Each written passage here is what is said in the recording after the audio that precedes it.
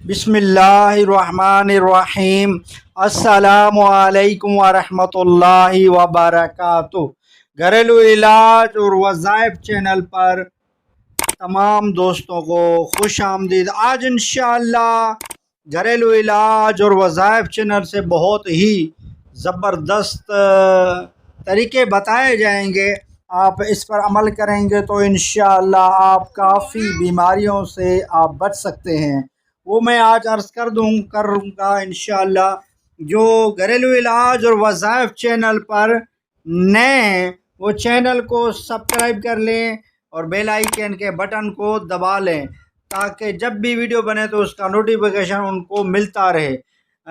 Video की तरफ बढ़ते हैं कि वो ये है कि चाय और दही दोनों ही तेज़ाबियत से भरपूर ग़िज़ाएँ हैं, जिसके बायस जब ये पेट में एक साथ मिलती हैं तो निज़ाम हज़म को सुस्त कर देती हैं।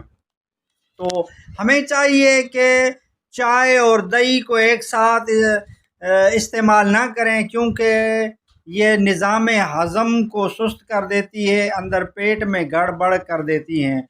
तो कोई ऐसा बंदा नहीं है जो इन दोनों को एक साथ खाता हो पीता हो।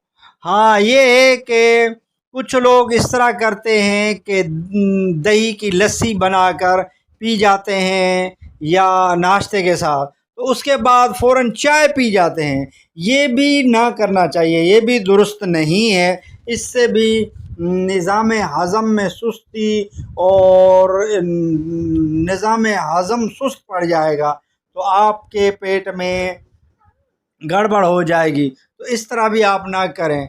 और वीडियो अच्छी लगी हो तो लाइक कर दीजिए। घरेलू इलाज और वज़ाइफ चैनल को सब्सक्राइब नहीं किया तो चैनल को सब्सक्राइब कर दीजिए, बेल आइकन के बटन को दबा लीजिए ताकि जब भी घरेलू इलाज और वज़ाइफ चैनल से वीडियो बने तो उसका नोटिफिकेशन आपको मिलता रहे।